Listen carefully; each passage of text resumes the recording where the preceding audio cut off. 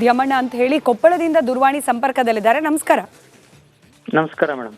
ಹೇಳಿ ಸರ್, ತಮ್ಮ ಭಾಗದಲ್ಲಿ ಗುಳೆ ಸಮಸ್ಯೆ ಎಷ್ಟಿದೆ, ತಡೆಗಟ್ಟೋ ಪ್ರಯತ್ನಗಳು ಏನಾಗ್ತಿದೆ, ಇನ್ನೇನಾಗಬೇಕು ಅಂತ? ನೋಡಿ ಮೇಡಮ್, ನಾವು ಕಲ್ಯಾಣ ಕರ್ನಾಟಕ ಭಾಗದವರು. ನಾವು ನಮ್ಮಲ್ಲಿ ನಿರುದ್ಯೋಗ ಸಮಸ್ಯೆ ಭಾಳ ಐತಿ. ಅಲ್ಲಿಂದ ದುಡಿಯುವ ಕೈಗಳಿಗೆ ಕೆಲಸ ಇಲ್ಲ. ಸರ್ಕಾರದಿಂದ ಅನುಷ್ಠಾನ ಆಗ್ತಕ್ಕಂಥ ಯೋಜನೆಗಳು, ಉದ್ಯೋಗ ಖಾತ್ರಿ ಯೋಜನೆ ಇವೆಲ್ಲ ಸಮರ್ಪಕವಾಗಿ ಜಾರಿಗೆ ಆಗಬೇಕು. ಅಲ್ಲಿಂದ ಜನಪ್ರತಿನಿಧಿಗಳಾದಂಥವ್ರು ಎಲ್ಲ ಸರಿಯಾದ ರೀತಿಯಲ್ಲಿದ್ದ ಕುಡಿಯುವ ನೀರಿನ ವ್ಯವಸ್ಥೆ, ಅಲ್ಲಿಂದ ರಸ್ತೆ ಎಲ್ಲವಷ್ಟು ಮೂಲಭೂತ ಸವಲತ್ತು ಜನರಿಗೆ ಕಲ್ಪಿಸಿಕೊಡ್ಬೇಕು. ದುಡಿಯುವ ಕೈಗೆ ಕೆಲಸ ಕೊಟ್ರೆ ಅವರು ಗುಳೆ ಹೋಗೋದು ತಪ್ಪಿಸಿದಂಗಾಗುತ್ತೆ. ಇದೆಲ್ಲ ಆನ್ ಪೇಪರ್ ಅಂತೂ ಇದೆಯಲ್ಲ ಸರ್, ಮನ್ರೇಗಾ, ಇವಾಗ VBG ರಾಮ್ಜಿ ಅಂತ, ಹರ್ಗರ್ ಜಲ್ ಅಂತ ಹೇಳಿ ಪ್ರತಿ ಮನೆಗೂ ನೀರು, ಆಮೇಲೆ ಆಹಾರಕ್ಕೆ ಅನ್ನಭಾಗ್ಯ, ಇದೆಲ್ಲವೂ ಸರ್ಕಾರ ಪೇಪರ್ ಮೇಲಂತೂ ತೋರಿಸ್ತಿದ್ಯಪ್ಪ ಅಥವಾ ಹೇಳಿಕೆಗಳಲ್ಲಂತೂ ಕಾಣ್ತಿದೆ. ಅದು ಸಮರ್ಪಕವಾಗಿ ಜಾರಿಗೆ ಜನರಿಗೆ ಮುಟ್ಟಿದಾಗ ಮಾತ್ರ ಅದು ಅನುಷ್ಠಾನ ಆದಂಗ ಮೇಡಮ್. ಅದು ಈಗ ಬರೀ ಆ ಪೇಪರ್ನಾಗ ನೀವು ಹೇಳಿದಂಗ ಪೇಪರ್ನಾಗ ಬರೆದ್ರೆ ಉಪಯೋಗ ಇಲ್ಲ. ಈಗ ಪಂಚಾಯತಿ ಒಳಗ ಉದ್ಯೋಗ ಖಾತ್ರಿ ಯೋಜನೆ ಸಮರ್ಪಕವಾಗಿ ಎಲ್ಲ ಹಳ್ಳಿಗೆ ಎಲ್ಲ ಗ್ರಾಮದವ್ರಿಗೆ ಅದನ್ನ ಕೆಲ್ಸಕ್ಕೆ ಕೊಡ್ಬೇಕು. ಕೆಲಸ ಕೊಟ್ಟು ಅವ್ರಿಗೆ ಸರಿಯಾದ ರೀತಿಲಿದ್ದ ಕೂಲಿ ಪಾವತಿ ಆದ್ರೆ ಅವ್ರ ಉದ್ಯೋಗ ಖಾತ್ರಿ ಸಮರ್ಪಕವಾಗಿ ಜಾರಿಗೆ ಆದಂಗ ಆಗತ್ತ. ಅವ್ರಿಗೆ ಫಲಾನುಭವಿಗೆ ಮುಟ್ಟಿದಂಗ ಆಗತ್ತ. ಇಲ್ಲಾಂದ್ರೆ ಮತ್ತೆ ಅವು ಗುಳೆ ಹೋಗ್ಲಾರ್ದ ಇನ್ನೇನ್ ದಾರಿ ಅವ್ರಿಗೆ. ಈಗ ನಮ್ಮಲ್ಲಿ ಮಳೆ ಆಧಾರಿತ ಬೆಳೆ, ಮಳೆ ಬಂದ್ರ ಬೆಳೆ, ಇಲ್ಲಾಂದ್ರೆ ಇಲ್ಲ. ಇವತ್ತು ಈಗಿನ ದಿನಮಾನದಲ್ಲಿ ನಮ್ಮಲ್ಲಿ ಮಳೆ ಇಲ್ಲ. ಮಳೆ ಕೊರತೆಯಿಂದಲೇ ನಾವು ಈಗ ಗುಳೆ ಹೋಗೋ ಸಮಸ್ಯೆ ಗೋವಾ, ಮಂಗಳೂರು, ಬೆಂಗಳೂರು ಹಿಂಗೆಲ್ಲ ವಲಸೆ ಹೋಗಿ ದುಡ್ಕೊಂಬರತನ ನಮ್ಮಲ್ಲಿ ಇಲ್ಲ ಮೇಡಮ್. ಪರಿಸ್ಥಿತಿ ಆ ಥರ ನಿರ್ಮಾಣ ಆಗೈತೆ ನಮ್ಗೆ ಈಗ. ರೈಟ್ ಸರ್, ಧನ್ಯವಾದ ರಿಪಬ್ಲಿಕ್ ಕನ್ನಡ ಜೊತೆ ಮಾತನಾಡಿದ್ದಕ್ಕೆ. ಶ್ರೀರಾಮನ್ ಅವರು ಶಿರಾದಿಂದ ಕರೆ ಮಾಡಿದ್ದಾರೆ. ಶ್ರೀರಾಮ್ ಅವರೇ ನಮಸ್ಕಾರ. ನಮಸ್ತೆ ಸರ್. ಹೇಳಿ ಶ್ರೀರಾಮ್ ಅವರೇ, ಈ ಗುಳೆ ತಪ್ಪಿಸೋದಕ್ಕೆ ಸರ್ಕಾರ ಏನ್ ಮಾಡಬೇಕು ಅಂತ ಅನ್ಸುತ್ತೆ ತಮಗೆ? ಏನಿಲ್ಲ ಸರ್, ಈಗ ಆ ಕ್ಷೇತ್ರದ MLA, ಆ ಕ್ಷೇತ್ರದ MP ಕಾರಣ ಈ ಗುಳೆ ಹೋಗೋದಕ್ಕೆ. ಕಾರಣ ಏನು ಅಂದ್ರೆ ಅವ್ರು ಗೆಲ್ತಾರಲ್ಲ ಸರ್, ಅವ್ರ ಹೆಂಡತಿ ಮಕ್ಕಳು ಚೆನ್ನಾಗಿ ನೋಡ್ಕೊಂಡು ಚೆನ್ನಾಗಿ ಜೀವನ ಮಾಡ್ತಾರಲ್ಲ, ಬೆಂಗಳೂರು, ಡೆಲ್ಲಿ ಸೇರ್ಕೊಂಡು.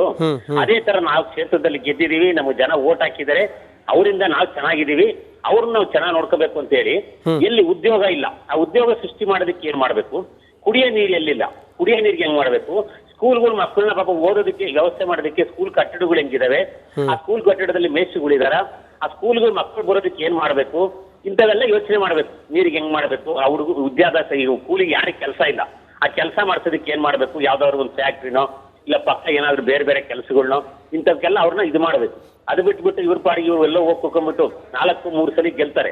ಪಾಪ ಆ ಉತ್ತರ ಕರ್ನಾಟಕದ ಜನನ ತಿರುಗೂ ನೋಡಲ್ಲ ಅವ್ರು. ತಿರುಗಿ ಎಲೆಕ್ಷನ್ ಬಂದಾಗಲೇ ಕರ್ಸ್ಕೊಂಡ್ಬಿಡ್ತಾರೆ. ಬೆಂಗಳೂರು ಎಲ್ಲ ಇದ್ದಾರೆ ಹುಡುಗರನ್ನ ಓಟ್ ಹಾಕ್ಸ್ಕೊಂಡ್ಬಿಡ್ತಾರೆ.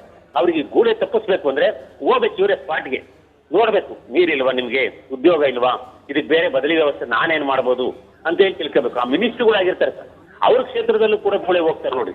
ಮಿನಿಸ್ಟ್ರುಗಳಿಗೆ ಆಗಿದ್ದರಿಗೂ ಆದ್ರೂ ಗೊತ್ತಾಗದ್ ಬೇಡವಾ? ಏನಾದ್ರೂ ಒಂದು ಕೆಲಸ ಮಾಡೋಣ, ಆ ಗೂಳೆ ತಪ್ಸೋಣ. ಪಾಪ ಇಲ್ಲಿಂದ ಬೆಂಗಳೂರು ಹೋಗ್ಬೇಕಾ, ಆ ಯಾರು ಎಲ್ಲೆಲ್ಲಿ ಜನ ಇರ್ತಾರೋ ಅಲ್ಲಿಗೆ ಉದ್ಯೋಗ ಕಲ್ಪಿಸ್ಕೊಡ್ಬೇಕು. ಕೂಲಿ ಮಾಡ್ಕೊಂಡು ಏನೋ ಮಾಡ್ಕೊಂಡು ಜೀವನ ಮಾಡ್ತಾರೆ. ಓಕೆ, ಥ್ಯಾಂಕ್ ಯು ನಮ್ಮ ಜೊತೆಲಿ ಮಾತಾಡಿದ್ದಕ್ಕೆ ಶ್ರೀರಾಮ್ ಅವರೇ. ಮಂಗಳೂರಿಂದ ನೋನಯ್ಯ ಪೂಜಾರಿ ಅನ್ನೋರು ಕರೆ ಮಾಡಿದ್ದಾರೆ. ನಮಸ್ಕಾರ. ನಮಸ್ಕಾರ. ನಮಸ್ಕಾರ ಸರ್. ನಮಸ್ಕಾರ ನೋನಯ್ಯ ಅವರೇ, ತಾವೇನು ಹೇಳ್ತೀರಿ? ಅದು ಮೇಡಮ್ ಹೇಳಿದಾಗೆ ಇವ್ರು ಎಂತ ಇದು ಇಂಗ್ಲಿಷ್ ಕಾರ್ಯಗಳಿಗೆ ಬರುದಿಲ್ಲ, ಎಲ್ಲ ಪೇಪರ್ ಅಲ್ಲಿ ಇರ್ತದೆ ಹಾಗೆ. ಓಕೆ ನೋನಯ್ಯ ಅವರೇ, ಈಗ ಬಹುತೇಕ ಜನ ಮಂಗಳೂರಿಗೆ ವಲಸೆ ಬರ್ತಾರೆ. ಮಂಗಳೂರು, ಕರಾವಳಿ ಇಲ್ಲೆಲ್ಲ ಬರ್ತಾರೆ ವಲಸೆ. ಮಂಗಳೂರಿಂದ ಯಾರಾದ್ರೂ ಬೇರೆ ಕಡೆಗೆ ವಲಸೆ ಹೋಗಿತ್ತು ತಮ್ಗೆ ಗೊತ್ತಾ ಅಥವಾ ನೋಡಿದೀರಾ, ಹೇಗೆ? ಇಲ್ಲ ಇಲ್ಲ ನೋಡಿ, ಎಜುಕೇಶನ್ ನಮ್ಮ ಮಕ್ಕಳೆಲ್ಲ ಎಜುಕೇಶನ್ ಮಾಡಿ ಅವರೆಲ್ಲ ಬೇರೆ ಕಡೆ ಹೋಗ್ತಾರೆ, ಒಳ್ಳೆ ಎಜುಕೇಶನ್ ಮಾಡ್ತಾರೆ. ಹೌದು ಹೌದು ಹೌದು. ನಿಮ್ ಕಡೆ ಬಂದವ್ರಿಗೆ ವಲಸೆ ಕಾರ್ಮಿಕರಿಗೆ ಏನ್ ಕೆಲಸ ಸಿಗುತ್ತೆ, ಏನ್ ಕೆಲಸ ಮಾಡ್ತಾರೆ ಅವರು? ನೋಡಿ, ನಮ್ ಕಡೆ ತೋಟದಲ್ಲಿ ಕೆಲಸ ಮಾಡ್ತಾರೆ. ಮತ್ತೆ ಈ ಮೋಸ್ಟ್ ಆಫ್ ಅದೇ ತೋಟ ಕೆಲಸವೇ. ಮತ್ತೆ ತುಂಬಾ ದನಗಳನ್ನು ಹೆಣ್ಣುಗಾರಿಕೆಗೆ ಯೂಸ್ ಮಾಡ್ತಾರೆ. ಇಲ್ಲಿ ತುಂಬಾ ನಾರ್ತ್ ಕರ್ನಾಟಕ ಜಾಸ್ತಿ ಇವರಿದ್ದಾರೆ, ಯಾರು ಬಿಹಾರಿ, ಜಾರ್ಖಂಡ್, ಬಂಗಾಳಿಗಳು ತುಂಬಾ ಜನ ಇದ್ದಾರೆ ಅಲ್ಲಿ. ನಮ್ ಕಡೆ ಕೆಲಸ ಮಾಡುದೇ ಅವರು. ನಮ್ಮ ನೋನಯ್ಯ ಅವರೇ, ನಿಮ್ ಮಂಗಳೂರು ಕಡೆ ಜನನೇ ಸಿಗೋದಿಲ್ಲ ಅಂತಲ್ಲ ಕೆಲಸಕ್ಕೆ? ಹೌದೌದು. ಯಾಕಂತ ಹೇಳಿದ್ರೆ ಸರ್, ಇಲ್ಲಿ ಎಜುಕೇಶನ್ ಫಾಸ್ಟ್ ಆಗಿದೆ. ಎಜುಕೇಶನ್ ತುಂಬಾ ಫಾರ್ವರ್ಡ್ ಆಗಿದೆ. ಆದ್ರಿಂದ ಎಲ್ಲ ಮಕ್ಕಳು ಎಷ್ಟು ಕಷ್ಟಗಳಿದ್ರೆ ಮಕ್ಕಳನ್ನು ಕಾಲೇಜ್ ಕಲಿಸ್ತಾರೆ. ಏನೋ ಡಿಪ್ಲೊಮಾ ಏನೋ IT ಗಿರಿ ಮಾಡಿ ಎಜುಕೇಶನ್ ಮಾಡಿ ಬೆಂಗಳೂರು ಚೆನ್ನೈ ಎಲ್ಲಾದ್ರೂ ಹೋಗ್ತಾರೆ ಅವರು. ಆದ್ರಿಂದ ಈ ತೋಟ ಕೆಲಸಕ್ಕೆ ಜನ ಸಿಕ್ಕುದಿಲ್ಲ ನಮ್ಮ ಕಡೆ. ಹೌದಲ್ವಾ? ಹೌದು ಸರ್. ಮತ್ತೆ ನಿಮ್ಮ ಟಿವಿ ಇದು ಎಂತ ಹೇಳ್ಬೇಕಂದ್ರೆ ನಿಮ್ಮ ಚಾನಲ್ಗೆ ಯಾವ ಶಬ್ದದಲ್ಲಿ ಹೋಗಲ್ಬೇಕಂತ ನನ್ಗೆ ಬರ್ತಾ ಇಲ್ಲ. I'm really grateful ನಮ್ಮ ಆರ್ ಕನ್ನಡ. ಮತ್ತೆ ನಾನು ಯಾವಾಗಲೂ ನೋಡುದು ನಮ್ಮ ಅರ್ನಾಬ್ ಗೋಸ್ವಾಮಿ ರಿಪಬ್ಲಿಕ್ ಇಂಗ್ಲಿಷ್ ನೋಡುದು. ಹೌದಾ? ರಿಪಬ್ಲಿಕ್ ಅರ್ನಾಬ್ ಗೋಸ್ವಾಮಿ ನ್ಯೂಸ್ ನೋಡಿದ್ರೆ ನನಗೆ ಆಗುದೇ ಇಲ್ಲ. ಹೌದೌದು, ಇಂಗ್ಲೀಷು ನೋಡಿ ಕನ್ನಡವೂ ನೋಡಿ. ಕನ್ನಡ ನೋಡಿ. ಕನ್ನಡದ ನಿಮ್ಮ ಯಾರು ಅವರಿದ್ದಾರಲ್ಲ ಸ್ಮಿತಾ ರಂಗನಾಥ್ ಅವರಿಗೆ ಮತ್ತೆ ಅಂತಾರೆ ವೆರಿ ಗುಡ್ ಎಕ್ಸಲೆಂಟ್ ಆಂಕರ್. ಅವರು ಎಕ್ಸಲೆಂಟ್ ಆಂಕರ್ ನಿಮ್ಮ ಮಾಡಿದಲ್ಲಿ ಬಾಲ ಒಳ್ಳೆ ಮುಡಿ ಬರ್ತಾರೆ ಅವರು. ಥ್ಯಾಂಕ್ ಯು ಶುಭಾಶಯ ಹೇಳಿಬಿಡಿ ಪ್ಲೀಸ್. ಅವ್ರು ಕೇಳಿಸ್ಕೋತಿದ್ದಾರೆ ನೀವು ಮಾತಾಡ್ತಿರೋದನ್ನ. Thank you. ವಿರೂಪಾಕ್ಷ ಅಂತ ಹೇಳಿ ದೂರವಾಣಿ ಸಂಪರ್ಕದಲ್ಲಿದ್ದಾರೆ. ಸರ್ ನಮಸ್ಕಾರ. ಹಲೋ ಸರ್, ನಮಸ್ಕಾರ ಮೇಡಮ್. ಹೇಳಿ ನಮ್ದು ಬೆಳೆಬಾವ್ ಅಂತ ಊರು, ಕೊಪ್ಪಳ ತಾಲೂಕು, ಕೊಪ್ಪಳ ಡಿಸ್ಟಿಕ್. ಇಲ್ಲಿ ಗುಳೆ ಹೋಗಿದ್ದಾರೆ, ಲಮಾಣಿ ಜನ ಹೋಗಿದ್ದಾರೆ, ಮತ್ತೆ ನಮ್ಮ ಎಲ್ಲಾ ಜನ ವರ್ಗದವರು ಹೋಗಿದ್ದಾರೆ. ಆದ್ರೆ ಇಲ್ಲಿ ನಂದು ರೇಷನ್ ಅಂಗಡಿ ಇದೆ, ಸಣ್ಣದ 150 ಇದೆ. ಅದರಲ್ಲಿ ಸುಮಾರು ಜನ ಹೋಗ್ಬಿಟ್ಟಿದ್ದಾರೆ. OTP ಇದ್ರೆ ಚೆನ್ನಾಗಿರ್ತೈತಿ. ಆ ಅಕ್ಕಿನೂ ಸಿಗುದಿಲ್ಲ ಅವ್ರಿಗೆ. ಸರ್ಕಾರ ಏನ್ ಮಾಡ್ಬೇಕಂದ್ರೆ ಮೇಡಮ್, ಇದಾದ್ರೂ ಅವ್ರಿಗೆ ಸಿಗಕ್ ಮಾಡ್ಬೇಕು.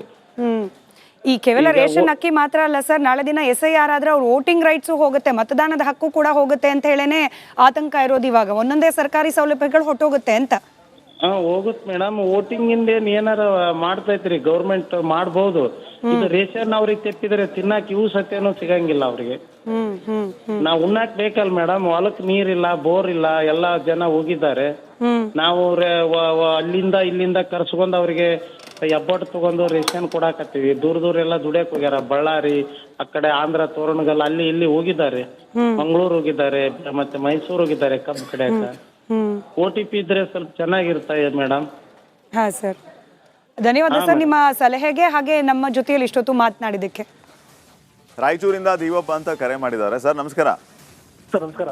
ಸರ್ ತಮ್ಮ ಅಭಿಪ್ರಾಯ ಏನು ಸರ್? ಸರ್ಕಾರ ಏನ್ ಮಾಡಬೇಕು ಇಂಥ ಸಂದಿಗ್ಧ ಪರಿಸ್ಥಿತಿಯಲ್ಲಿ? ಏನ್ ಮಾಡೋದು ಸರ್, ಬರಗಾಲ, ಮಳೆ ಇಲ್ಲ, ಏನಿಲ್ಲ. ಉದ್ಯೋಗ ಖಾತ್ರಿ ಆದ್ರೂ ಜಾಸ್ತಿ ಮಾಡಿದ್ರೆ ಪರವಾಗಿಲ್ಲ. ಉದ್ಯೋಗ ಖಾತ್ರಿ ಯೋಜನೆ ಅಡಿಯಲ್ಲಿ ಕೆಲಸ ಕೊಟ್ರೆ ಪರವಾಗಿಲ್ಲ. ಬರಗಾಲ ಅಲ್ವಾ, ಮಳೆ ಇಲ್ಲ. ಆಮೇಲೆ ಗೃಹಲಕ್ಷ್ಮಿ ಬರ್ತಾ ಇಲ್ಲ 3 ತಿಂಗಳಿಂದ. ನಿಮ್ ಕಡೆ ಎಲ್ಲ ಪಂಚಾಯತಿ ಅಡಿಯಿಂದ ಕೆಲಸ ಕೊಡ್ತಾ ಇದಾರ ಹೆಂಗೆ ಈಗ?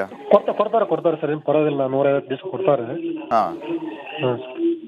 ಓಕೆ, ಧನ್ಯವಾದ ಕರೆ ಮಾಡಿ ಅಭಿಪ್ರಾಯ ತಿಳಿಸಿದ್ದಕ್ಕೆ.